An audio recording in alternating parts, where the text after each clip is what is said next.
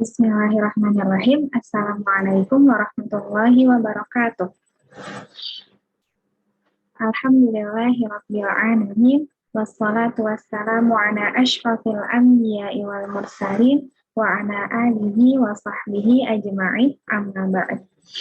Puji serta syukur pastinya kita panjatkan kehadirat Allah Subhanahu wa taala yang telah memberikan kita nikmat kehidupan, nikmat iman dan juga nikmat Islam, sehingga sampai dengan hari ini kita masih diberi kesempatan untuk menambah amal-amal kebaikan kita, juga memperbaiki dosa-dosa kita. Tak lupa salawat serta salam kita haturkan kepada suri tauladan kita, Rasulullah Shallallahu Alaihi Wasallam. Semoga kita semua sebagai umatnya senantiasa diberi keistiqomahan untuk mengikuti sunnah-sunnah beliau hingga akhir hayat nanti. Pada malam hari ini saya akan membahas tentang fokus. Nah, fokus tentang apa sih? Jadi di sini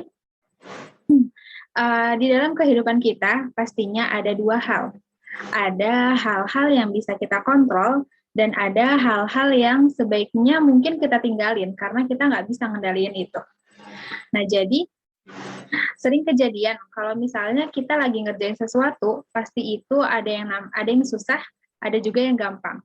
Misalnya contoh kecilnya pas kita lagi ujian, ada 10 soal misalnya, 3 soal susah dan 7 soal gampang. Nah, dalam situasi kayak gini, kita harus bisa ngatur strategi. Strategi gimana caranya biar kita tetap bisa dapat nilai tertinggi, walaupun di situ ada soal yang nggak bisa kita kerjain. Gitu. Nah, kalau misalnya strateginya yang kita lakuin, kita fokus sama soal-soal yang menurut kita susah tadi, bisa-bisa waktu kita malah keburu habis dan akhirnya nggak ada waktu buat ngerjain 7 soal yang gampang tadi. Pada akhirnya hasil yang kita dapat nggak optimal, kayak rendah lah istilahnya. Yang pada awalnya mungkin karena ada 7 soal gampang kita bisa dapat nilai 70, tapi kalau misalnya strateginya kita fokus sama soal-soal yang susah, bisa-bisa kita malah jadi dapat 0. Tuh. Beda halnya kalau misalnya kita fokus sama 7 soal yang gampang dulu. Seenggaknya, walaupun hasilnya nggak sempurna, nggak 100, kita bisa dapat lebih tinggi daripada hasil yang 0 tadi. Gitu.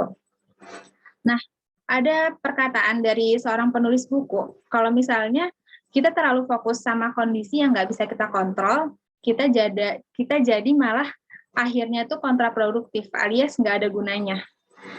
Misalnya, seperti kondisi yang kita alami saat ini, di kondisi pandemi saat ini, dari awal mula terjadinya pandemi sampai sekarang masih banyak orang-orang yang ngeluh sama situasi yang terjadi. Mungkin bisa jadi kita juga termasuk yang pernah ngalamin hal itu. Namun seiring berjalannya waktu, bahkan sekarang udah hampir 2 tahun pandemi, kita bisa lihat siapa aja sih orang-orang yang bisa tetap bertahan sama kondisi pandemi yang saat ini dan siapa aja yang akhirnya menyerah. Siapa aja yang mampu bertahan di tengah banyaknya perusahaan yang pada akhirnya terpaksa bangkrut, pengangguran di mana-mana, ditambah dengan kasus COVID yang entah kapan akan berakhir.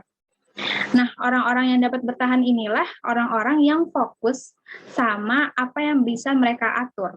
Kayak misalnya mereka taat sama protokol kesehatan, atau mungkin kalau dalam dunia bisnis mereka buat strategi baru, beralih ke media-media online misalnya, dan hal-hal semacamnya. Jadi fokus gimana caranya biar mereka tetap bertahan. Karena kondisi pandemi seperti ini adalah kondisi yang di luar kendalinya manusia. Gitu. Nah, menurut penulis tadi, jadi ada 3 hal yang bisa kita kendaliin. Yang pertama itu ada attitude atau sikap, kemudian yang kedua ada proses, dan yang ketiga adalah effort atau usaha. Nah, yang pertama, sikap di sini adalah bagaimana sikap kita ketika bertemu dengan masalah. Apakah kita akan mengeluh atau kita ambil sisi positifnya? Nggak menyalahkan keadaan dan sadar apa yang harus kita lakukan. Nah, keadaan ketika kita sadar apa yang harus kita lakukan, itu merupakan bentuk dari proses. Dari hal yang kedua tadi. Nah, di mana sebuah proses itu pastinya butuh yang namanya usaha. Usaha itu hal yang ketiga tadi ya. Jadi setiap proses itu pastinya butuh usaha biar pada akhirnya hasilnya optimal. Nah, contohnya lagi kita balik ke kasus pandemi. Jadi di mana saat banyak peraturan yang membatasi kita ketika beraktivitas di luar rumah, kita bisa ambil sikap untuk nggak ngeluh dengan peraturan-peraturan tersebut. Lagi pula, peraturan-peraturan itu dibuat untuk kebaikan kita juga kan. Nah, di tengah peraturan-peraturan tersebut, kita bisa tetap melakukan proses yang kita bisa.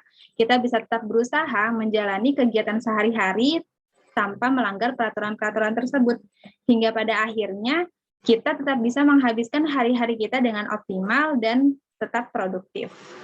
Nah, dari kasus yang barusan, dapat kita ketahui bahwasanya dari setiap masalah yang kita hadapi, kita bisa ngendaliin yang pertama sikap kita. Kita bisa ngendaliin kita mau ngeluh atau bertahan sama pikiran positif. Terus kemudian yang kedua, proses. Kita mau berhenti aja ketika ketemu sama masalah atau mau tetap berjuang sampai masalah itu selesai. Dan yang ketiga adalah usaha kita, yaitu dengan mencari solusi terbaik yang kita bisa. Jadi, dari ketiga hal tadi, dari sikap, proses, dan usaha, itu adalah contoh-contoh hal yang bisa kita kendaliin. Nah, kesimpulannya, fokuslah pada hal-hal yang bisa kita kendalikan. Karena kalau kita terlalu sibuk ngabisin waktu sama hal-hal yang sulit, hal-hal yang nggak bisa kita kontrol, bisa-bisa kita malah lupa sama hal-hal sederhana yang justru lebih gampang, yang bisa kita lakuin duluan dan malah bisa ngasih hasil yang optimal. Gitu. Mungkin itu saja yang dapat saya sampaikan hari ini. Kurang lebihnya mohon maaf. Semoga bermanfaat. Wassalamualaikum warahmatullahi wabarakatuh.